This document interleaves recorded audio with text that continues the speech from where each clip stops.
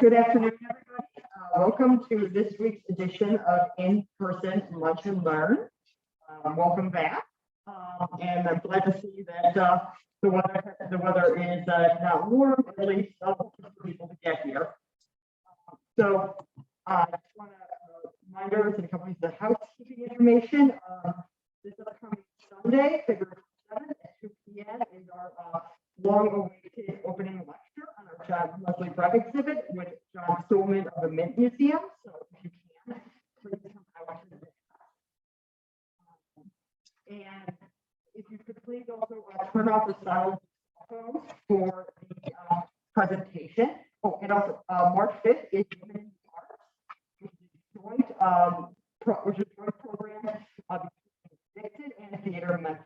So again, on March 5th, if you've got the time, we'll have some wonderful performers and solo theater events. So now, without further ado, I would like to introduce today's speaker, the Dixon's own director, Kevin Shaw.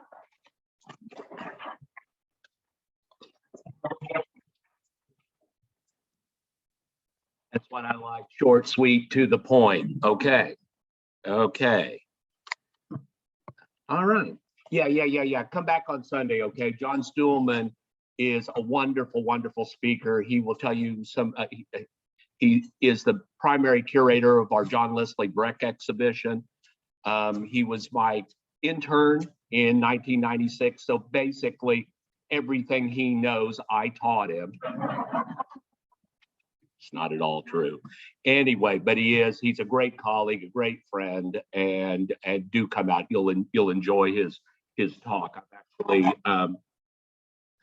I got to attend his virtual docent training, and it was really fabulous. And I heard him give a short version of his talk in Charlotte at the Mint Museum where he works. So anyway, come back on Sunday at 2. And then do definitely come to Women in the Arts. That's just an outstanding program. We did it in 2020. We had to take a hiatus in 2021 for obvious reasons, but in 2020 we had a tremendous turnout right before the pandemic arrived, and it was just a really cool day. And you know, there are so many women who are making really important contributions in the arts right here in Memphis, right here in this building, and so it's just a special day. So that's Elizabeth. That's March 5th, right? Okay, very good. Well, I never really expected to live this long. You know, I'm not being morbid or anything, and I don't consider myself a negative person, but you know, consider when I grew up in the 1960s, you know, a president was assassinated.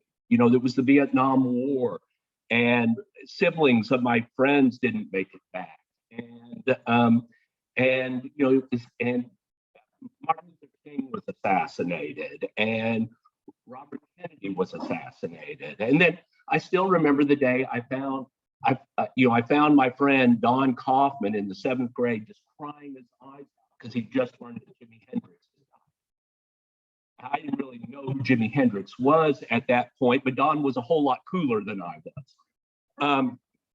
Still is, actually. And so, you know, it was, like I said, it wasn't a morbid feeling. It was just a sense that life is incredibly fragile. And it can take twists and turns that we don't expect. I've been incredibly fortunate in my life. I mean, I am the age that I am, and I still have both of my parents. So in my immediate sphere, you know, I haven't experienced a whole lot of death, but that early childhood experience gave me a kind of a feeling for it. And you know, it was only as I was thinking about John Leslie Breck that it occurred to me that 3 of the most important figures in the development of American Impressionism actually died very young, either in their 30s or early 40s, and it was really only as we were doing this exhibition that it occurred to me that It's like, what might they have done had they lived longer? Now, it's throughout history, there have been any number of brilliant visual artists who have died young and left legacies that are seemingly unfulfilled. Maybe they were fulfilled. We don't know. I started with one of my favorite Italian Renaissance painters, Masaccio. Masaccio is probably born about 70 years before Michelangelo. So he's in the middle of inventing the Renaissance. He's not a high Renaissance painter, and he painted the Trinity fresco in Florence's Santa Maria Novella in 1427 when he was only 26 years old. And 26 years old was a lot older in the 15th century than it is now, but it's still not old. This was an incredible prodigy, and he died a year later. We don't know from what, but they didn't just hand out commissions in Santa Maria Novella, this important church in Florence, to people who couldn't deliver. And Masaccio, I've been fascinated by Masaccio since I took an Italian Renaissance class as an undergrad. And then you fast forward about 400 years, and you have George Seurat, who's only 26 years old when he completes Sunday Afternoon on the island of La Grande Jatte. 26 years old, and he paints what's arguably one of the most important paintings of the 19th century, the Grande Jatte. They made a musical of it. It's just that important, and it was understood. Its importance was understood even during Seurat's time. And then 5 years later, he develops tonsillitis and dies. I mean, that's stuff like that. I mean, he probably had something much, much worse, but that's sort of what happened. It's part of the reason why I've been fascinated by the 19th century. It's like things can turn on a dime. And before there are antibiotics, before there are treatments for, it just happened to people, and it was stunning swiftness, and that's what happens to Seurat. And then, of course, closer to our own time, when he was 22 years old, Jean-Michel Basquiat, became the youngest painter to ever have his work appear in a Whitney biennial. He was a fixture in Warhol's factory. He was a founder of, kind of graffiti art movement, the movement that took art from the streets into the galleries, and neo-expressionism, which was huge in the 1980s. And one of my favorite moments in American painting, and he dies in 1988 when he's only 27 years old. And sadly, think of what he could have been. And here he is in a photograph with Andy Warhol. All three of the artists, Masaccio, Seurat, Jean-Michel Basquiat, born in December.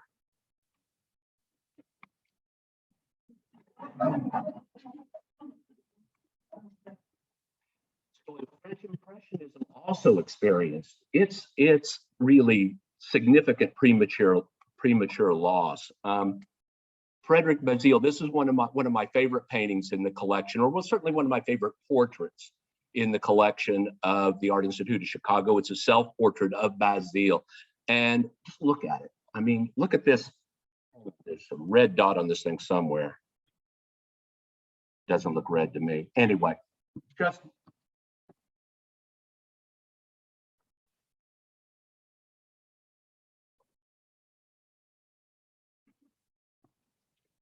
look at that hand.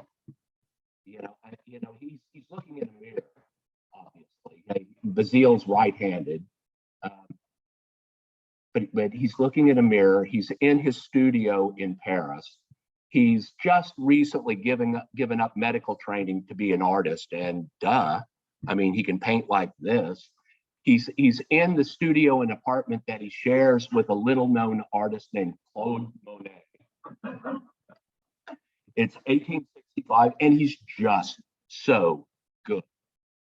He's just so good. I mean, he draws better. He draws better.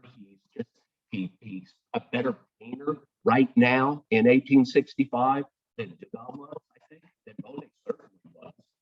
And he just had this, what he might have done with Impressionism is extraordinary. I mean, here's a portrait in the same studio 2 years later of Renoir, and look at the immediacy. Look at the pose, the non-pose, if you will. It's just this incredible likeness, a simple moment, an unstudied moment. And I just, I love this painting. It was made in 1867. And so, but Manziel, at the outbreak of the Franco-Prussian War in 1870, the summer of 1870, Manziel joins a Zouave regiment and takes part in a battle at the Battle of Bonne-la-Rolande in eastern France on November 28, 1870. When his commanding officer is killed in the field, in the fighting, Manziel takes control of his unit, even though he is the equivalent of a private. He seizes command of his unit and mounts a charge against the Germans. He's shot twice and dies on the battlefield. He's only 28 years old. He dies before there really is an Impressionism. There's no such thing as Impressionism yet. But I posit that if Manziel had lived, Impressionism probably wouldn't have needed, for instance, Gustave Caillebotte, the other kind of great draftsman of the Impressionist circle. Manziel, like Caillebotte, was from a wealthy family, albeit not a wealthy Parisian family, a wealthy family in Montpellier. There, if you go to Montpellier in the south of France, you will see amazing Frederick Manziel. And it's a very short life, a very short career. You could have seen it coming. Could have seen it coming. So, but what about those American Impressionists in the 1890s that I promised this would be about? The first, okay, we're going to take a little straw poll here. Who's heard of Dennis Miller Bunker? Raise your hand if you've, raise it higher, Teresa Cunningham. When I ask for a show of hands, we do it with great enthusiasm. Now you have to stand up. Stand up. This is Teresa Cunningham, our new assistant curator here at the Dixon, and she just moved here from Philadelphia. She's originally from Boston, and she's savoring our balmy weather. She's also right now the hardest working employee the Dixon has. So keep it up, Teresa. Keep it up.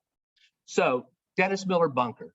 I mean, I think he's not as well known as he should be because he dies so young. But even dying at age 28, even dying that young, we think he produced as many as 225 completed paintings. And that's just from scholars going through his exhibition record. He showed for the first time at the National Academy of Design when he was 19 years old. He's born in New York, but at kind of his career lasts about a decade, and about halfway through it he moves to Boston, and as Teresa knows, and so he's often more associated with Boston than he is with New York, but he is an artist on the rise. He is an artist who always seems to be in the right place at the right time up until a certain moment. And he studies at the National Academy, I believe, and he goes to Paris fairly early, and studies with Constance, and but more famously, he studies with Gérôme, the great French academic painter. And Gérôme thinks so highly, and Gérôme famously thought his American students were idiots, and that you had to be French to intrinsically French, essentially French, to actually know what it is to paintbrush you use. And but Gérôme thought enough of Bunker that he actually attended his going away party when he finally leaves France in 1882. That was like the huge compliment of all time. Bunker comes back to the United States like in 1882 or something like that, I think. But he's traveled in Brittany. He has studied in Paris. He is just naturally gifted. And like almost all painters, almost all American painters, at some point in if their careers passed through the 1880s and they were at all impressionable, they were trying to paint like Winslow Homer. You know, Homer was just so incredibly successful. And you know, this painting kind of reminds me of a Homer. And I would say all three of the artists we're looking at today passed through a Winslow Homer moment. And when I look at you know the nature of the landscape, this is a village in Brittany. He paints this after he's back. This isn't painted on site. He's not really that kind of plein air impressionist yet. But he paints this from sketches he makes while he's in Brittany in the village of L'Amour. And that's Notre Dame de l'Amour, that spire that you're seeing, but the cattle, the young woman sitting out in the field, you know, all of that is very, very Winslow Homer-esque, I think. Great painting. There was an exhibition. Of Theodore Bunker's work. It was organized in 1994 at the Museum of Fine Arts, Boston, by a good friend of mine, Erica Hirschler. We'll get her here sometime to speak. She's fabulous. And that show traveled to the Terra Museum in Chicago when there was a Terra Museum in Chicago. And it was just a revelation to me, you know, because I'd heard of Bunker, but I had, you know, there weren't that many opportunities to see Bunkers. And it gets better. So he goes from his Winslow Homer moment to his, what I would say, his Eastman Johnson genre painter moment. And this was a thing that showed up at Sotheby's in late 2021.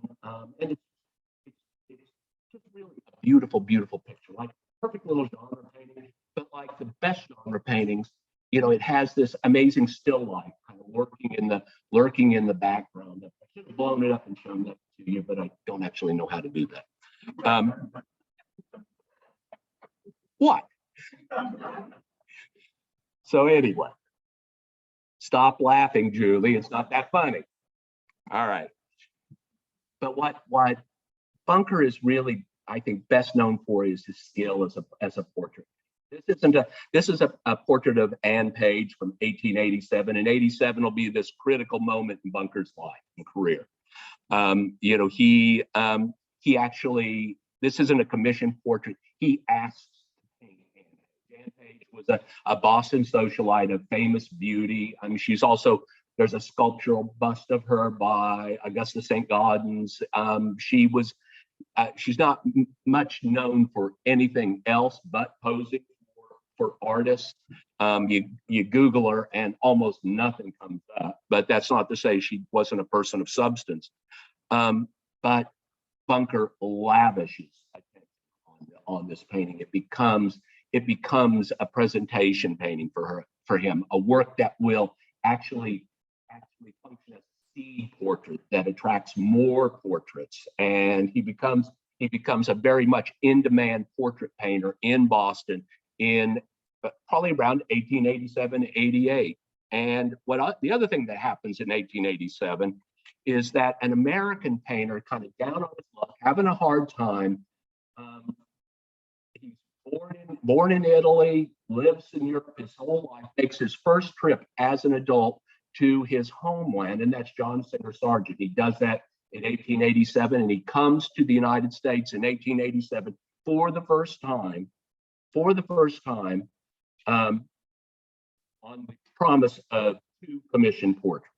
Now that's not a lot of work to make the Atlantic crossing in 1887, and realize that by this time he's already painted Madame X, he's painted the daughters of Edward Darley Boy, he's painted El Jaleo, he's been a sensation at the studio, he's seen as a boy wonder, but he's hit this roadblock in his career. He's actually thinking of giving up painting. what a thing to ponder. And he comes to Boston and he paints a pair of portraits for Elizabeth Allen Marquand and her husband, whatever, Mr. Marquand. And but while he's there, Henry James is writing about him in anticipation of his visit. That he has friends who, Stanford White, the great tastemaker and architect, is whipping up excitement about John Singer Sargent's arrival in the United States. And so those two portraits turn into 20, maybe 20, whatever it is. It makes the trip worthwhile and it buoys Sargent's career. And he also finds himself in the artistic milieu of Boston, and he meets one Dennis Miller Bunker. Dennis Miller Bunker. Let's all say it together. Dennis Miller Bunker. You'll never forget it now, right? Dennis Miller Bunker. And they just hit it off because they're both, so incredibly good. And Bunker's a bit of an art star in Boston and kind of becoming known in New York. And he and Sargent become fast friends. And Sargent invites him to come to England. Come see me in England next year. And he does it. Bunker goes to Colcott. And this is Sargent's painting of Dennis Miller Bunker standing alongside a stream. That's probably Violet Sargent, John Singer Sargent's sister, sitting next to the stream reading a book. And that's Bunker, who is the only thing we know he accomplished during his summer in England was he painted a lot. But he wrote to Isabel Stewart Gardner, his great patron in Boston, that there was just a pile of rubble canvases laying around him, that nothing he was producing was really working for him. But that can be a good thing. And he might have been just trying to test things out, trying to stretch himself as an artist. The other thing he writes about constantly in his correspondence is that they play tennis all the time. And I'm not quite sure whether this is his painting garb or his tennis garb. It could be either one. Now, this may seem like kind of an unusual painting for Sargent to make, but at the very moment that they're together in England in 1888, Sargent, best known as a portrait painter, is also really experimenting with the tenets of Impressionism. And 3 years earlier, he made this painting of a now slightly better known painter named Claude Monet, painting by the edge of the wood in 1885. And Bunker winds up going back to Massachusetts. He's got a job teaching at the Cowell School, and he goes out into rural Massachusetts. How rural is Medfield?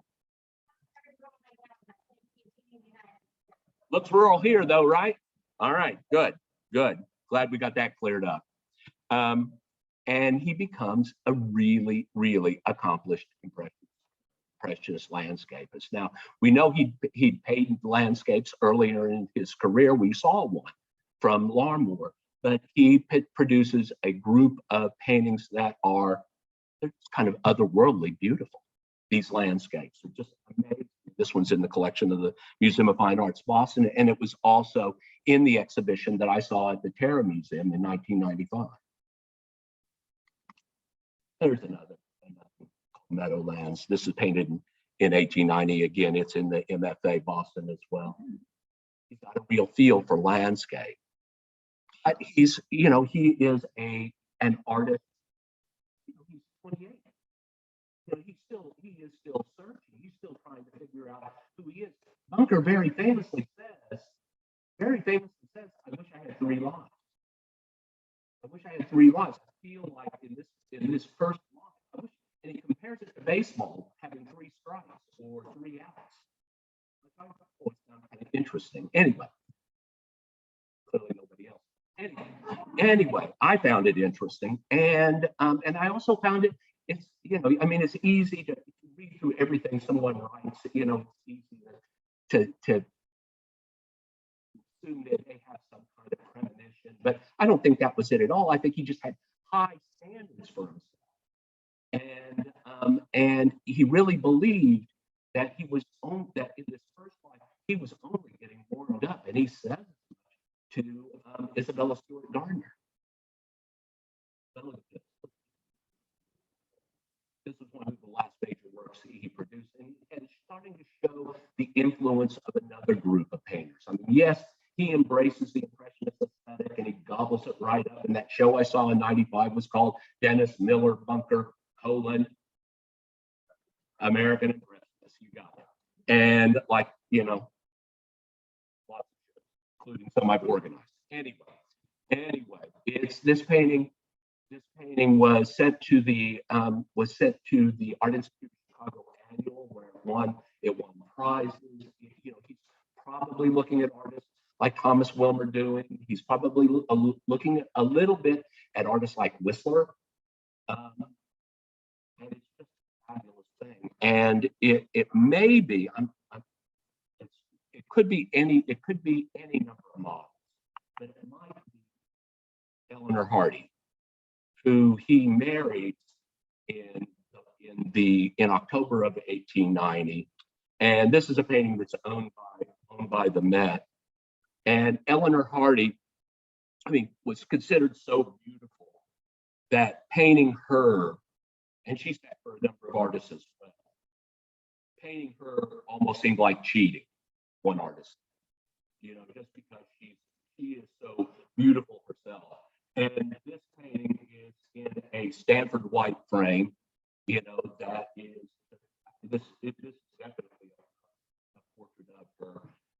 They marry in October of 1890. They're moving back to New York, but they go to Boston for Christmas. And Bunker starts feeling ill. He's not well. Turns out he has meningitis. And he dies 3 days after Christmas, I think. And he was so well regarded. The St. Bolo Club organizes a memorial show of his work. The Met organizes a memorial show of his work, or maybe it was the National.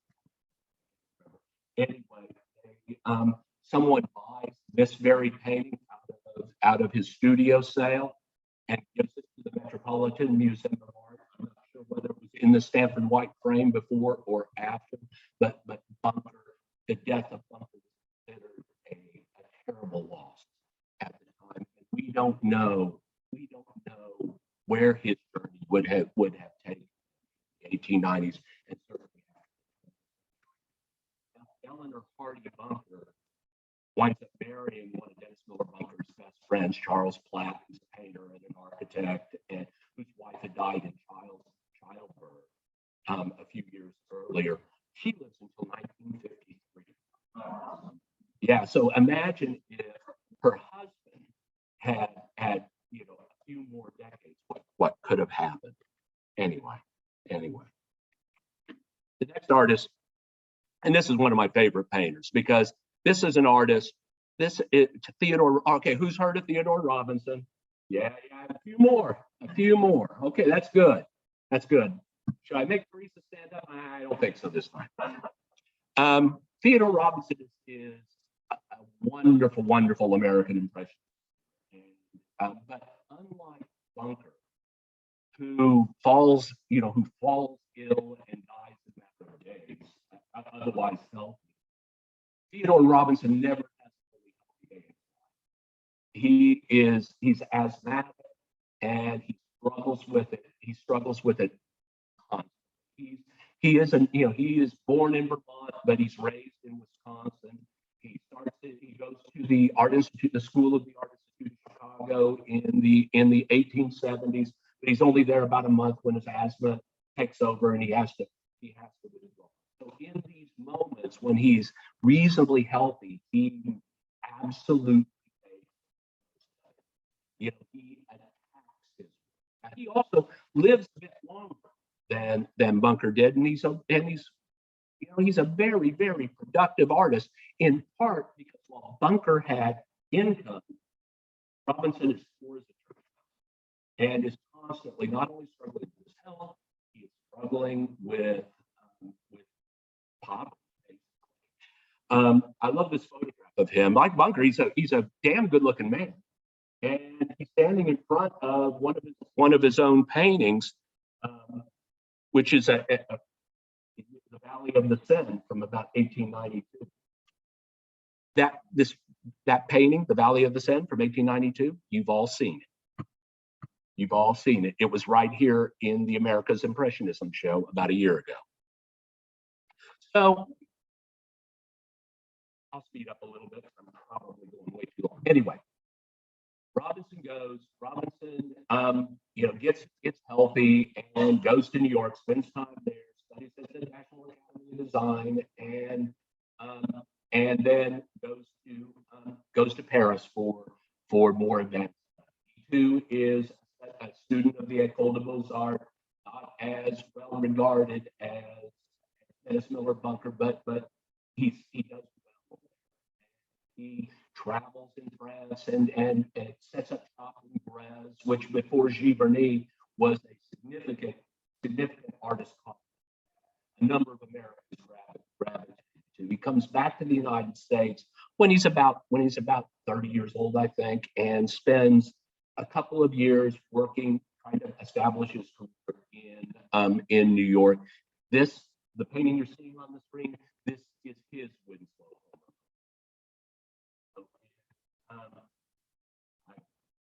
This woman, the dog, the tree, the apple in her hand, the pose, the gaze down. The palette, not so much, but it's a wonderful painting, and I hope it illustrates the kind of trajectory that artists make their way through. He goes back to Paris, goes back to France in 1884, and at least by 87 or 88, he's found his way to Germany. And Monet is famous. Monet is famous for, like, the Americans are making me crazy, get him out. And he definitely has that moment. Okay. But in the first years that Americans start arriving in 87, 88, 89, he's flat. I mean, at this point, he's Monet, but he's not Monet. He doesn't even own the house at Giverny. He's still renting it. And he's not, his paintings haven't made him incredibly wealthy as they eventually will. But we're not at that moment yet. So he actually kind of embraces these first painters who come. And Robinson is pretty high up on the list of the Americans that he tolerates. And he'll tolerate Robinson forever for some reason. And Robinson makes these incredible paintings. I love this. I love this this painting of a vachère, a woman who tends cattle, and it's just so immediate. And he does this thing with women sewing. It's a bit of a cliche, but it's in so many of his works, and Robinson was a hard worker, and he painted people who worked, and they not only worked at their job, but they're doing something else while they're doing their job. And that's something that you often see in his work. I think it's a beautiful painting.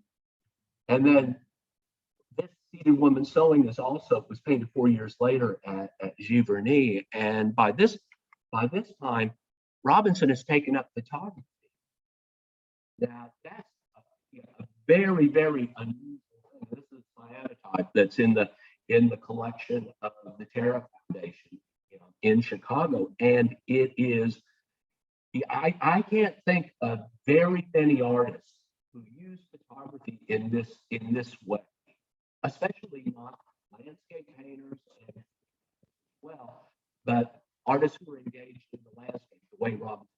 Degas is very interested in photography, but his photographs, some of them may connect to actual paintings, but not the way Robinson used.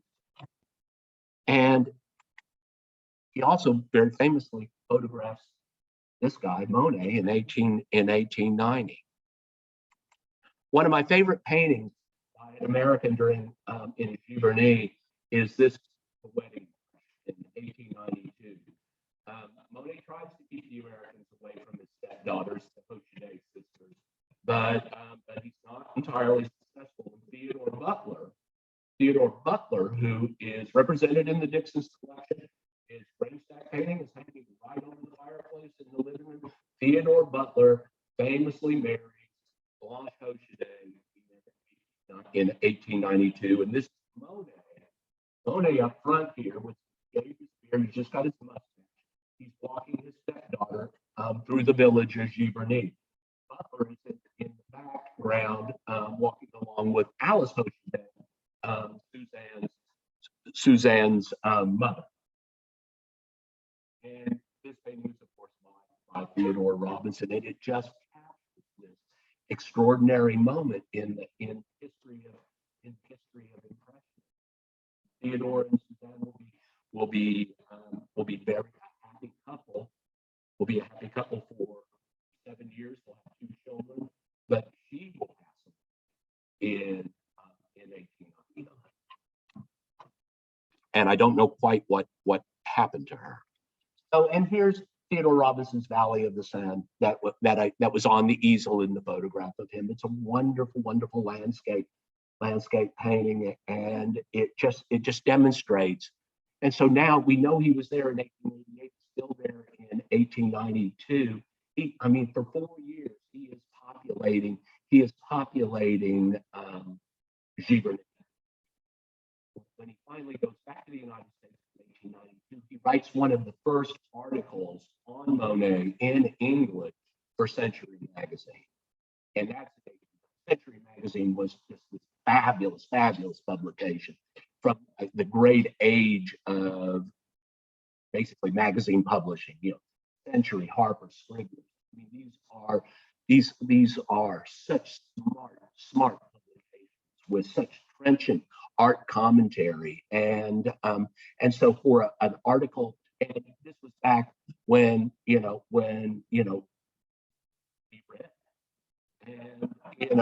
and read a lot, and so I'm not saying that this article in Century in 1892 is what put Monet on the map in the United States, but it didn't hurt.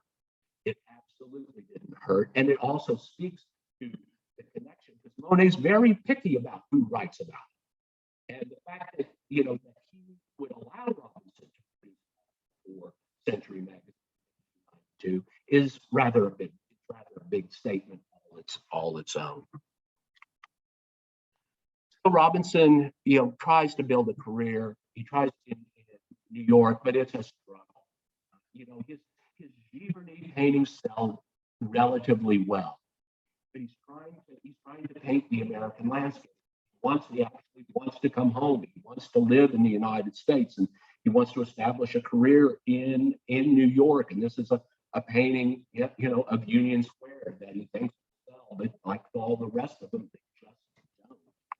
And this is a painting up from the same year from the West River Valley in Vermont, where he actually says that he keeps a journal in 1895. It's just a gold line of information. He says, I'm getting it.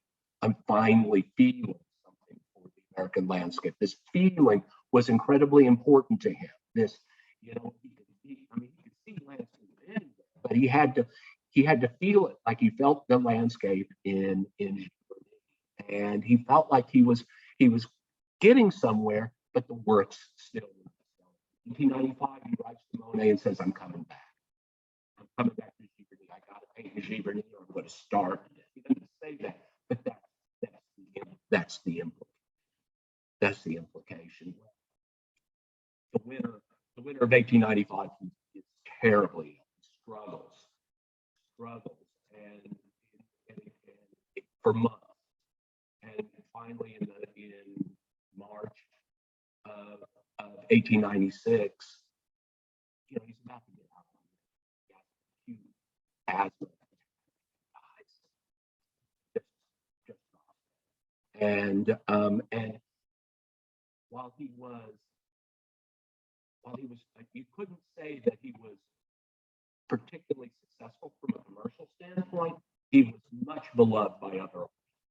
and obviously including Monet. And there were memorial shows for Robinson as well.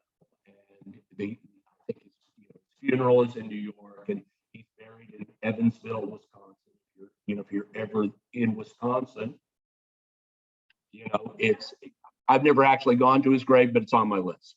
It's on my list. So wonderful painter, cut short. And if you think about him, and you think about the photography, and the things that he's an impressionist right to the bone. But the way there's no telling how he might have evolved if he had another 20 years. If he moved into this dramatic 20th century. So this takes us to yet a third. Again, these guys were not just great painters; they were pretty damn good looking men, I would say. And John Leslie Breck, the artist we're featuring in our galleries right now, is a complex. He's born on a ship, of all things. His father's the captain of a clipper ship. He's born in the middle of the and he kind of has this sort of drifting existence in a way. I mean, I think he's a little bit rootless. His family is from where you expect. He's from Boston. Is from Nantucket. He's shipbuilding and ship captain producing areas. I guess you'd say. And Breck doesn't initially see himself as a painter necessarily. I mean, he studies a little bit in his youth. He studies more graphic design, and but by the time he's 26 years old, he can paint like this. He paints this beautiful painting of chrysanthemums that's in the galleries right now. I took this photograph, and that's why it's kind of blurry, and it reminds me, just a little aside. I had to work here for, I guess 13, 14 years before I could ever get Dale Skaggs to put a chrysanthemum in the dish. And he was just like, they're a supermarket flower, it was just, it's like, but they're pretty. And artists like them. Well, last year he planted some mums, and we just had the best time with them. Anyway, when I look at this painting by Breck, it immediately makes me think of Dennis Miller Bunker's painting of chrysanthemums, and it also makes me think of what? Charles Courtney Curran's paintings of chrysanthemums. And what I can't remember, Julie, did we get that painting, or were we not able to secure that loan back in? Was it here? Look it up. Charles Courtney Curran's chrysanthemums, which actually has I think they're in a conservatory. I think it's called a conservatory, and it's a woman and her daughter, and they're looking at chrysanthemums because they're so beautiful. Who wouldn't want to look at them? Who wouldn't want them at the Dixon Gallery and Gardens? Raise your hand if you never want to see a chrysanthemum at the Dixon Gallery and Gardens. All right then.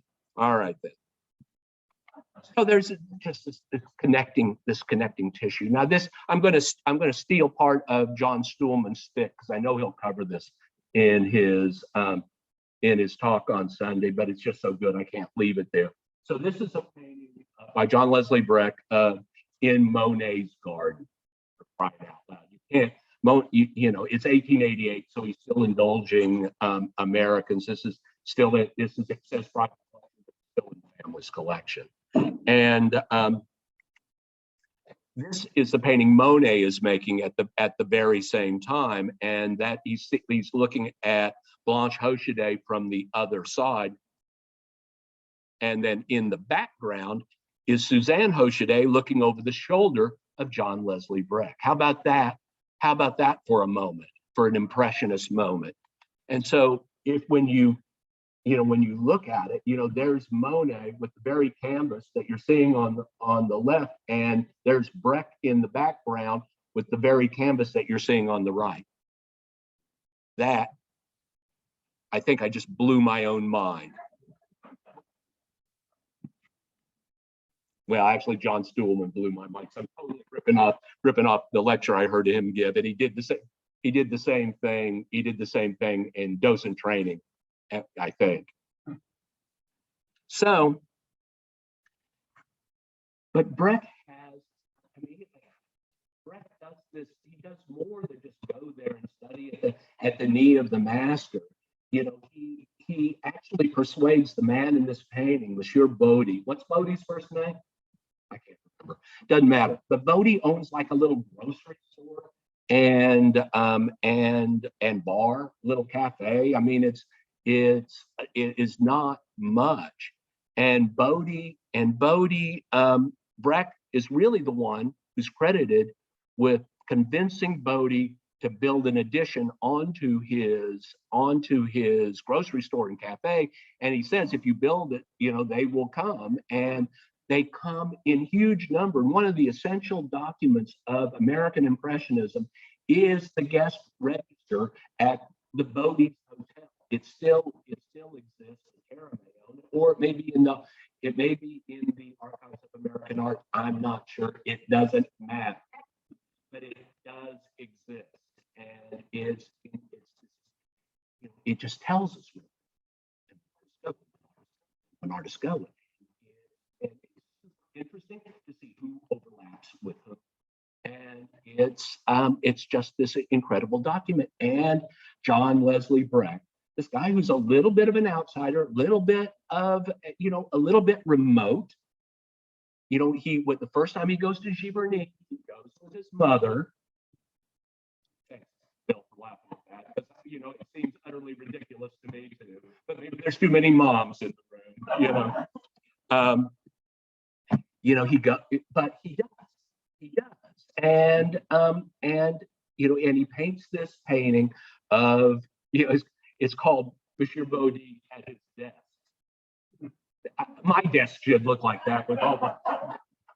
Anyway, and he makes a gift of it to Madame Bodie, and it's actually inscribed to her at the lower right. But guess who else is there at exactly the same time? Our friend Theodore Robinson. So we know that Breck and Robinson are there overlapped in their visits to. They don't go together. They go there independently, but they find each other in Paris and make plans. I can't remember exactly, but look at what he painted. You know, spend a little time in the bar. Why not? And then here's Theodore Robinson's portrait of Madame Bodie from the very same year. I have no idea what collection. Okay. You may recognize this artist and this subject. What I tried to do is pick out the Claude Monet painting that is the most, I don't know, abstract in a way, a grain stack painting. Had to be a grain stack painting. And you know, I worked at the Art Institute of Chicago. We had like 350 grain stacks, basement full of. And but this one happens to be from the Minneapolis Institute of Arts because I picked it because it's, like I said, it's mood. It's not so much about the light as it is about the act. Or that's how it strikes me. And it's painted in 1891, and Monet has his first show of the grain stack paintings in 1892, the following year at Durand Well, where it famously sells out, and most of them go to American collections. There aren't really 350 Monet paintings, making that up. But they do own a lot of grain stack paintings. I don't mind sharing this information. I just don't want it to be disseminated beyond this room. Anyway. This otherworldly, beautiful painting is by John Leslie Breck, and it's in the Crump Gallery right now. I have not done a lick of work since the show went on view because I've been standing in front of this painting for 3 weeks. It's marvelous. I think Breck out Monet's in a sense, and it's just all. And that idea of seriality that Monet so very famously embraces the idea of looking at different times of the day and looking at the same subject again and again and again. Well, Breck does the same thing in the very year that Monet is doing. So it kind of makes you wonder. It was, but that doesn't take away from the fact that Breck does it too. And these are studies of an autumn day in 1891, and these are in the front gallery as well. And if you move from the top row upper left across and then back, you move through the course of the day. That what's on this screen cannot in any way, shape, or form duplicate what's in the galleries. So go in there and study these paintings one by one, and you will get a feeling of a movement through time through the course of one single day. Now, I don't think he paints them all in one day, but that's what to communicate, and they do it absolutely brilliantly. And who else was kind of interested by this idea of the shifting light and grain stacks and seriality? Our friend Theodore Robinson again. Here's a grain stack, and the one on the left is on your left is from the Rhode Island School of Design, and the one on the right is from the Harn Museum in Gainesville, Florida. There are probably, I could find 4 or 5 others, but it would be just too much work to put them all on one slide. But this idea is percolating, and all the artists are embracing it that are in that circle. Again, John Leslie Breck painting. I just think this painting is so beautiful of wild asters in a field. Now, Breck is back in Massachusetts at this point, and again, I think he may be looking at Dennis Miller Bunker. I'm not sure that Breck saw the memorial show at the St. Boldoff Club for Dennis Miller Bunker. I haven't really lined up the chronologies, but I think he could have been.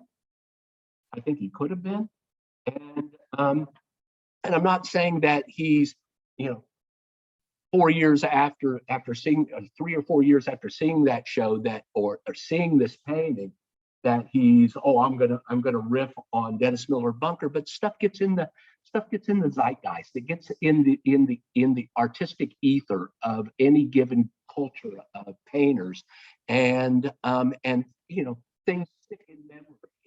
And Bunker is a seeker, and I like that about him.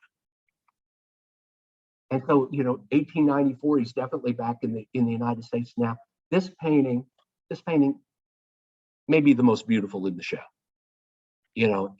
Silence is its name, and it just captures it, I think.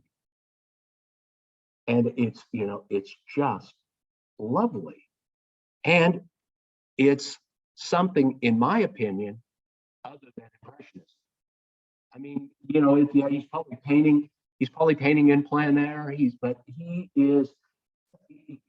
suddenly looking at the surface in a different way than just trying to record nature and make it believable and immediate and spontaneous, and all the things that Impressionists very famously did. He's looking at this as an abstract.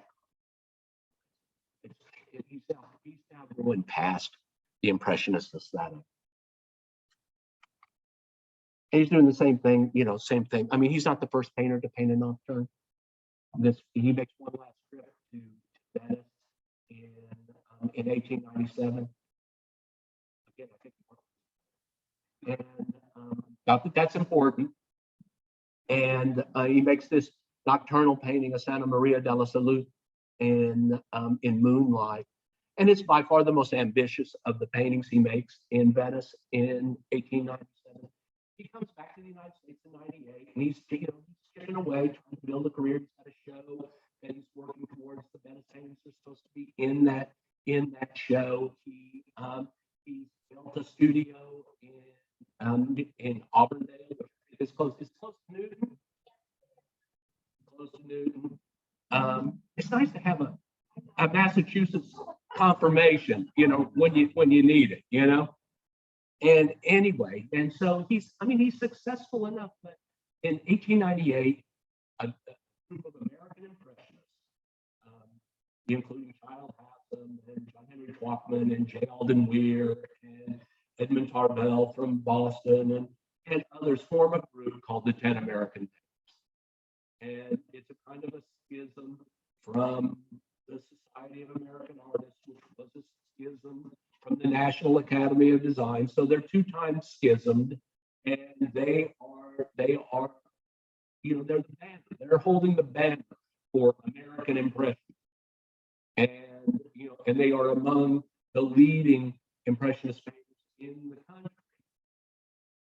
But they're not the only American Impressionists. And they fail to offer an invitation to join. It's sort of difficult,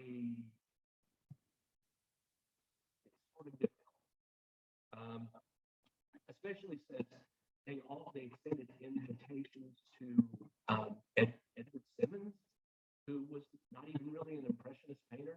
He was more of a muralist. And they extended an invitation to who's the artist that you don't like? Robert Rhea. And who wasn't really much of an Impressionist. He was way younger, but they don't invite. And I think he takes it back. And I think he takes all the little slights that he's experienced in his life a little bit to heart. And so he's spent a night with a friend, I can't remember who, in March of 1899. He's had a good night. And he decides not to schlep all the way out to Auburndale to his home studio out there. He's going to spend a night at the St. Maltolf Club in Boston, where he either has a studio or has a room or can rent a room, or because he's a member, he can do that. And he goes into that room and he turns the gas on his little keeper and never left. And they find him he's gone. Now it's subject to debate whether this was intentional or accidental. I find it a little. John Stewart was convinced it was intentional, and I think most of the people that have done a lot of work on Breck think so. And I think it's because of all these, of all these times, all these moments in his life that he does it, and he's somehow not accepted, and how frustrated. And there is this kind of ruthless quality, but I don't know how you just walk. I don't know how you do that. How you just walk into a room, and after having had a good night with a friend, and the friend confirmed we had a wonderful evening. I still think it might have been an accident, but who knows? But the thing I know is that John Wesley Breck was a surgeon, and there was lots and lots of career. And when you think of the innovation that is less than 10 years away in Boston and New York, when Breck passes, I have a hard time imagining him not embracing something. And if you look at the last paintings in the show, you'll see that this is an artist. This is an artist who's moving someplace. I mean, it's still essentially looking at plein air painting and looking at Impressionism, but he's also pushing past it. And so when I think of these 3 artists, I can't help but think of what might have been. It represented a tremendous for American art during the 1890s. So, thank you very much.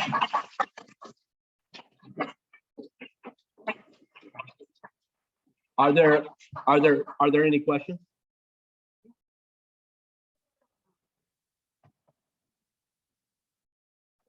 What is the Terra Foundation? the Terra Foundation is a force in American art.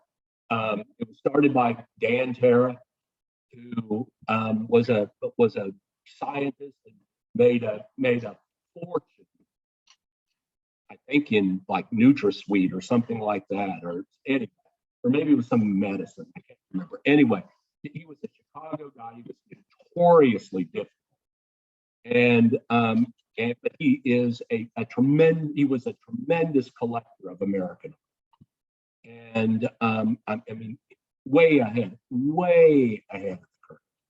And at some point in the 70s, the Art Institute he'd been on the board of the Art Institute. He'd been cultivated by the Art Institute for years and years and years.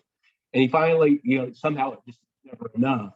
And he takes his collection and starts his own museum on Michigan Avenue in Chicago. And the museum doesn't exist anymore. And Dan Terra died sometime in the 80s. But his widow, very famously, I think this was happening when I was in Chicago, tries to move the foundation, which is essentially the organization that owns all the work now, tries to move the foundation to Washington, D.C. And a judge, I don't know law well enough to know whether it was a federal judge or whoever it was, blocked it because it was a foundation established in Illinois and said that the work had to remain in Illinois. So, but the foundation, the foundation at one time owned the Musée Américain in Giverny, which was the Museum of American Art in Giverny, and so it still exists. The Terra Foundation still exists, and it's a granting organization. It's very hard to meet the requirements of a Terra Foundation grant, but we're Chantel here. I mean, we're applying for one right now because they do have a lot of money. Good question. Any others? You got a question? Shouldn't you have a question?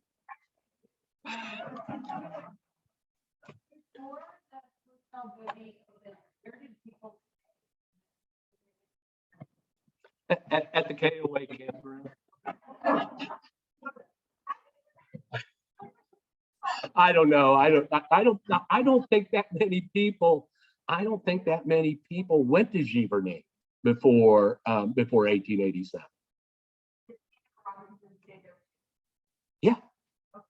Yeah. Well, I mean, and Sargent goes there, but I think Sargent probably stays with Monet. Bunker never sees. Bunker goes to Brittany, but when Bunker is in France studying,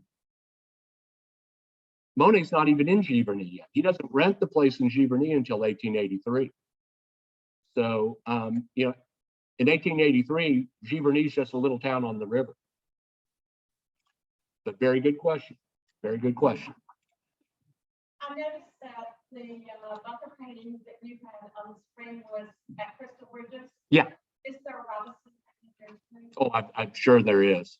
I'm sure there is. I couldn't tell you what it is off the top of my head, but a quick consultation of Mr. Google will tell you. And I bet anything they have a Theodore Robinson. Yeah. If Breck was born as Steve, how did he become an American? Born to American parents, I guess. I don't necessarily. Say it again.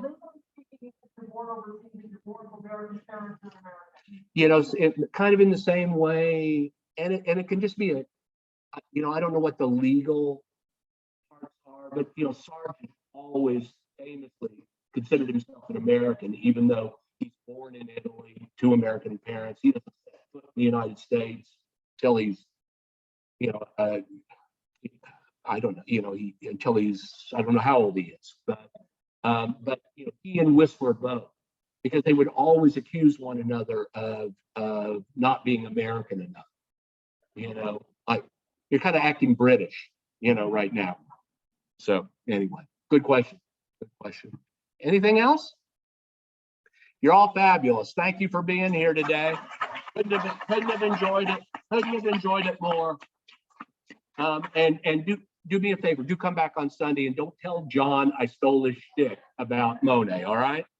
Thanks.